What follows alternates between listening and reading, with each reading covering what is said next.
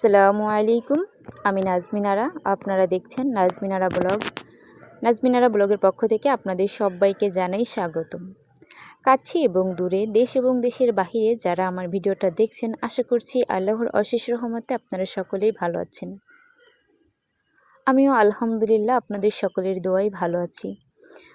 আসলে প্রতিদিন আপনাদের সঙ্গে এই একটা কথা বলতে বলতে অভ্যস্ত হয়ে গেছি। আসলে আল্লাহর অশেষ রহমতে আমি কিন্তু সত্যি ভালো আছি। যখন ভালো থাকবো না, যখন কোনো সমস্যা হবে, তখন কিন্তু আমি অবশ্যই আপনাদেরকে জানাবো। প্রতিদিন একইভাবে বলি তো যে আমি ভালো আছি, আশা করছি আপনারাও ভালো আছেন। বলতে বলতে আজই না আমার কেমন জানি একটু মনে হলো যে না, আপুদের সঙ্গে শেয়ার করি। আপুরা বলবে যে আপু সবসময় ভালো থাকে। হ্যাঁ, আলহামদুলিল্লাহ আপনাদের দোয়ায় এখনও ভালো আছি।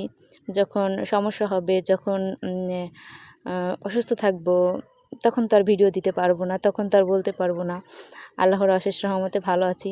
তখন বলবো হয়তো মোটামুটি ভালো আছি। সকালে খুব সুন্দর একটা সময় উপভোগ করেছি। একদম ভোরবেলাতে উঠেছি, উঠে ফ্রেশ একটা মুড নিয়ে কাজকাম কিছুটা সেরেছি। এরই মাঝে মুরগিগুলা দেখি এদিকে এসে ওরা খাচ্ছে। আসলে গ্রামের মুরগি তো, গ্রামের হাঁস মুরগি ওরা কিন্তু খুব সুন্দরভাবে ছেড়ে দেওয়ার পরে ওরা উঠানে বিভিন্ন পোকা মাকড় এগুলা বিভিন্ন ধান দু একটা খাবার টাবার পড়ে থাকে, ওরা কিন্তু এগুলা খেয়ে নেয়। তো গ্রামে কিন্তু হাঁস মুরগি পালার সুবিধাও আছে, অসুবিধাও আছে। সুবিধা হচ্ছে ওরা পোকামাকড় প্রাকৃতিক জিনিস খায়, আর অসুবিধা হচ্ছে ওদেরকে কিছুতে তাড়া করলো, যেমন শিয়াল, বনবিলাই, বেজি হয়তো এরকম কিছুতে তাড়া করলো। দেখা যাচ্ছে মাঝে মাঝে গড়িয়াল আছে, গুইসাপ আছে, এগুলো তো অনেক সময় তাড়া করে। কিছুদিন আগে যে ধানগুলো সিদ্ধ করা হয়েছে এর সাইডে অনেক চিটা আছে, ওরা মাঝে মাঝে আসে এখান দিয়ে ঘাস খায়, এই ধানের চিটাগুলো খায়। আর ওইখানে শুরুতে কিন্তু একটা মোরগ এবং একটা মুরগি ওইখানে উঠে বসে আছে, ওই যে দেখা যাচ্ছে। খুব সুন্দর একটা জুটি, ওদেরকে দেখতেও না বেশ ভালো লাগে। একদম প্রাকৃতিক দৃশ্য।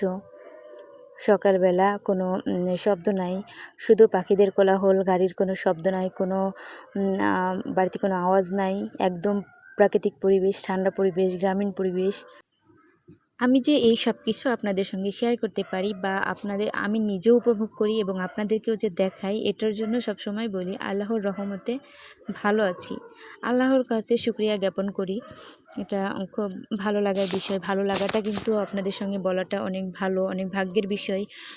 সব মানুষ কিন্তু সবসময় ভালো থাকে না। জানি না আল্লাহ তাআলা কখন কার কপালে কী লিখে রেখেছেন, কখন বিপদ দেয়, কখন আনন্দ দেয়, কখন সুখ শান্তি দেয়। আসলে এটা বলা যাবে না। এটা তিনিই নির্ধারণ করে রেখেছেন। তিনি যাকে খুশি তখন তিনার ইচ্ছা মতো দেন।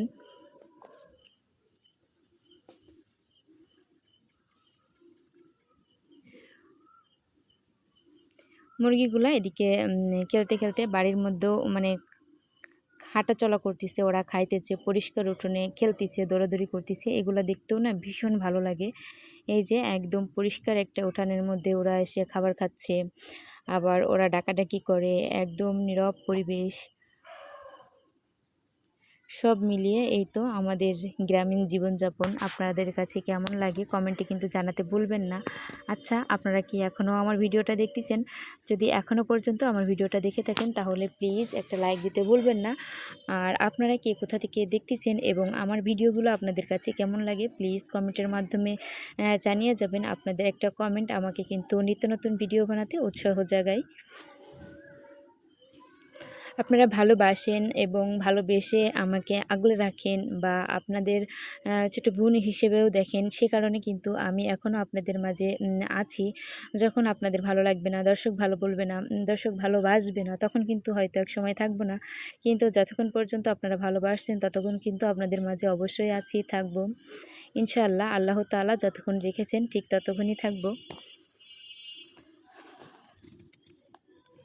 অন্য কোনো ধরনের চিন্তা চেতনা করি বা না করি, তবে আমি কিন্তু আমার এই ঘর সংসার নিয়ে বেশ ভালো চিন্তাভাবনা করি বা আমার কাছে বেশ ভালো লাগে।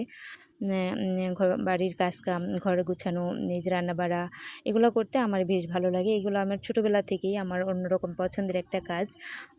যে ঘরে থাকা, বাড়ির কাজ করা, মাকে হেল্প করা বা বিভিন্ন কাজে নিজে উৎসাহিত হওয়া বা নিজে বিভিন্ন কাজের প্রতি অ্যাক্টিভ থাকা, এগুলো আমার ছোটোবেলা থেকেই পছন্দ। আমি খুব নীরবতা পছন্দ করি। আমার খুব ভালো লাগে নীরবতা জিনিসটা। একটা কথা মনে পড়ে গেল, ছোটোবেলাতে কিন্তু যে ফলগুলো দেখাইলাম, এই ফলগুলো দিয়ে কিন্তু আমরা কপাল টুকাটুকি করে খেলতাম। তো বেশ কিছুক্ষণ হাঁটাহাঁটি করেছি আমার বাড়ির সামনে, মানে আমার ঘরের সামনে যে কচু গাছগুলো ছিল, ছোটো ছোটো কচু গাছ, এই কচু গাছগুলোতে না বেশ কিছু লতি ছেড়েছে। তো এখন তো বর্ষার সিজন, আর এই সিজনে লতি একটু বেশি বাড়ে। তো মনে করলাম কিছুদিন আগে কিন্তু কাঁঠাল খাওয়া হয়েছে, তো এই লতিগুলো ছিঁড়ে নিই, কাঁঠাল দিয়ে আলু দিয়ে সুন্দর করে চচ্চড়ি করা যাবে। লতি কিন্তু বিভিন্নভাবে চচ্চড়ি করা যায়, দেখা যাচ্ছে মাছ দিয়ে, চিংড়ি মাছ দিয়ে, ইলিশ মাছ দিয়ে, পাবদা মাছ দিয়ে, বিভিন্ন ধরনের মাছ দিয়ে কিন্তু রান্না করা যায়। তবে আমি কিন্তু এটা এমনিতেই রান্না করব, নিরামিষভাবে রান্না করব। তো এগুলো তো আছে, আমি তুলে নিচ্ছি। আসলে গ্রামের বাড়ি না, সবজির কোনো অভাব হয় না। আমি চাইলে এই কচুর ডগাগুলোও নিয়ে রান্না করে ভাজি করে খাইতে পারবো। আবার এখন তো এই যে লতি খাচ্ছি, সাইড দিয়ে কিন্তু বেশ কলমি শাক আছে, আলু শাক আছে।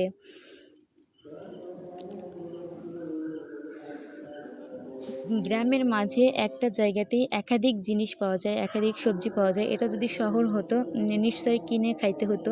তবে গ্রামে থাকার সুবাদে এগুলা কিন্তু আমাকে কখনোই কিনতে হয় না। এতে করে কিন্তু সংসারের বেশ কিছু টাকাও বেঁচে যায় আলহামদুলিল্লাহ।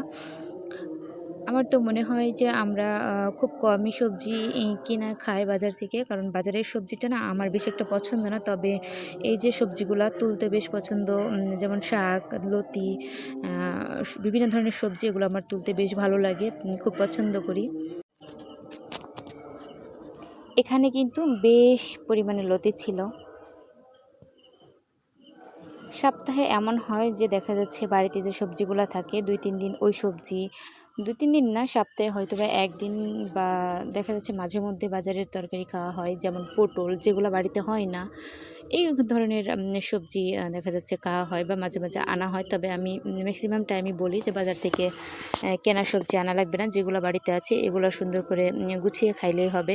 কারণ বাজার থেকে যে মশলা, তেল, যেগুলো আমাদের বাড়িতে হয় না, দেখা যাচ্ছে ওগুলো আনবেন। আমরা কিন্তু বছরে 6 মাস কিন্তু মাছ, বিলের মাছ খাই, আর 6 মাস কিন্তু কেনা মাছ খাই। এই কারণে কিন্তু কখনো আপনাদেরকে আমি ওই মাছের যে বাজারটা, ওগুলো কিন্তু কখনো দিতে পারি না। তবে প্রচুর পরিমাণে শাকসবজি থাকে, দেখা যাচ্ছে ধান চাল এগুলো আছে, এগুলা সিস্টেমটা বলতে পারি বা আইডিয়া বলতে পারি।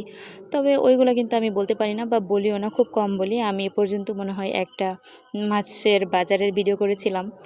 যাই হোক, কখনো তো হিসাব করে খাওয়া হয় না মাছ। যদি কখনো মাছ হিসাব করে খাইতে হয় তখন অবশ্যই বলবো। তবে এখন আপাতত যতদিন বাবা আছেন ততদিন হয়তো বিলের মাছ আমাদের আল্লাহর রহমতে খাওয়া হবে। আচ্ছা বলেন তো, এই বিলের মাছ আর এই যে এই ধরনের বাড়ির লতি, সবজি, মরিচ, বেগুন, পেঁপে, ধুন্দুল, বিভিন্ন ধরনের সবজি তো আছে, এগুলো যদি খেয়ে থাকি তাহলে কেন বলেন তো কিনবো? এই যে কতগুলা ধুন্দুল, এগুলো কিন্তু বাজারে নিলে বেশ বিক্রি করা যাবে, তবে বিক্রি আর করবে না, এগুলো আমাদেরই খাইতে হবে। যাই হোক, সব মিলিয়ে না গ্রামের বাড়িতে বিভিন্ন ধরনের সুযোগ সুবিধা পাওয়া যায়। আর ভালো থাকা হচ্ছে নিজের মধ্যে। আপনি যদি ভালো মানুষের সাথে চলেন বা আপনি নিজে সেফ থাকেন তাহলে অবশ্যই আপনি ভালো থাকতে পারবেন। লতিগুলো বেছে নিয়েছি। সবাই ভালো থাকবেন, সুস্থ থাকবেন। আল্লাহ হাফেজ।